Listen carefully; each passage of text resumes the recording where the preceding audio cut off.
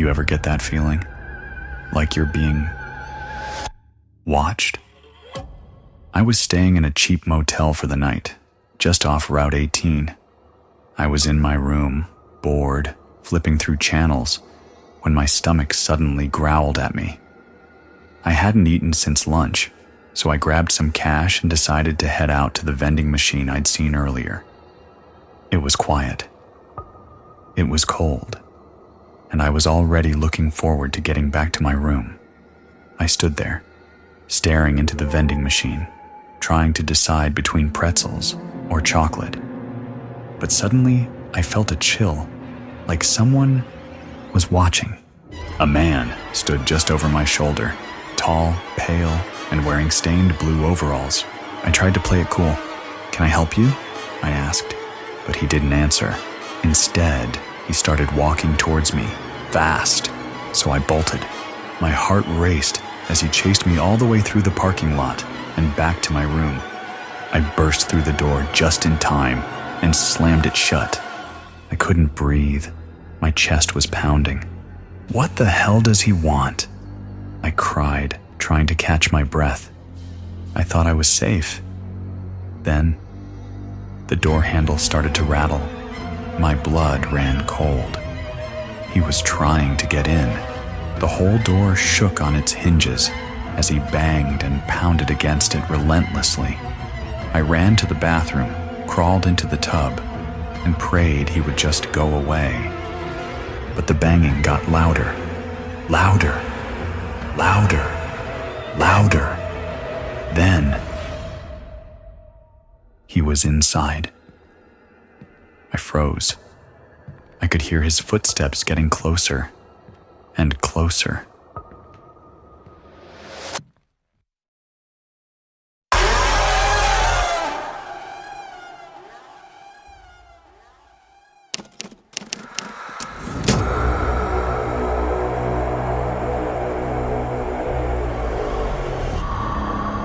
There's a reason why locals swear never to go near that house.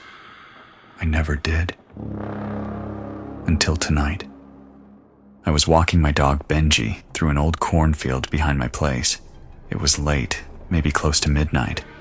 We were walking like usual when Benji suddenly took off. I yelled and ran after him, but he was gone. And that's when I saw it. The old farmhouse. You've got to be fucking kidding me. I could hear him barking from inside the house. I didn't want to go in.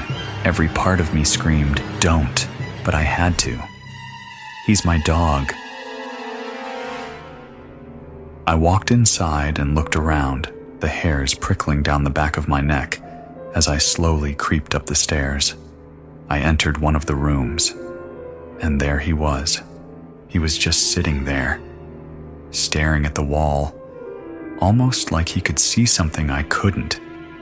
I stood up, ready to get the hell out of there.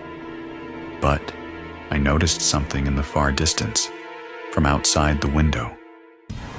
A man stood just outside, staring at me. My body completely froze. I grabbed my dog. "Let's go." We bolted out of the room, but the silence was killing me. We weren't alone anymore. We never were. We slowly made our way through the house, tiptoeing, trying to be quiet. I've honestly never felt so scared in my entire life. When we finally reached the front door, I couldn't see anything. So we hurried outside and speed walked away, trying to play it cool, of course. But just over my shoulder, I heard a faint whisper.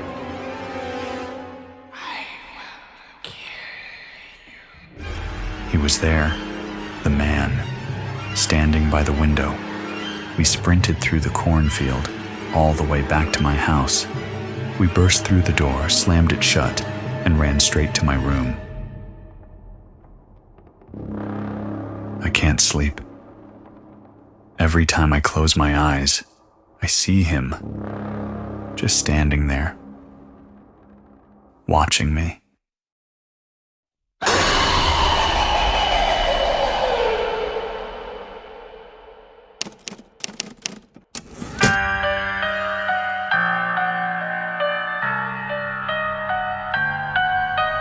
It was 3:07 a.m. when the phone rang.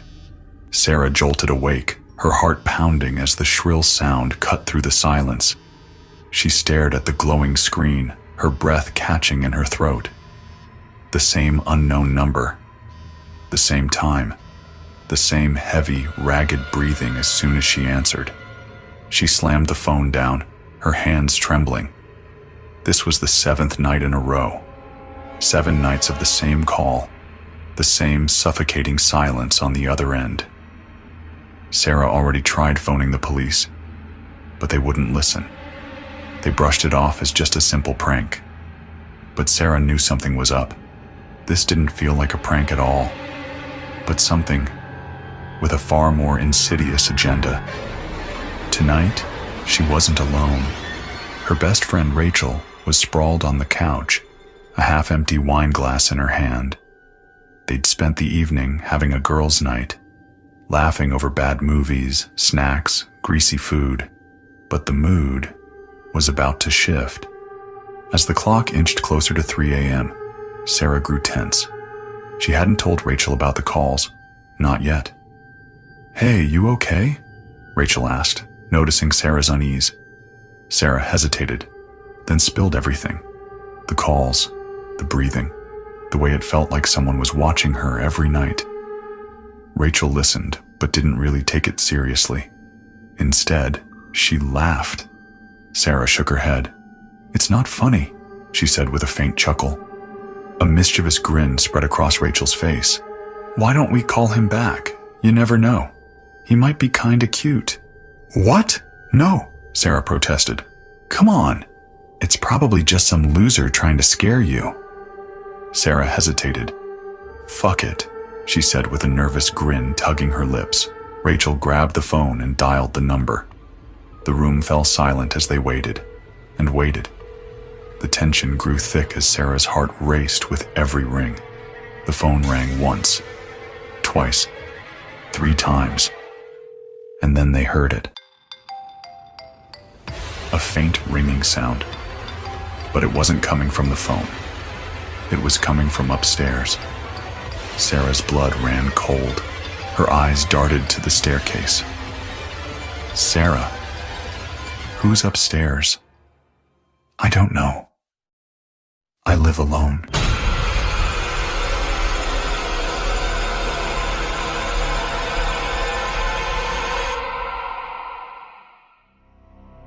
If you enjoyed the video, don't forget to smash that like button, as it really does help the channel grow.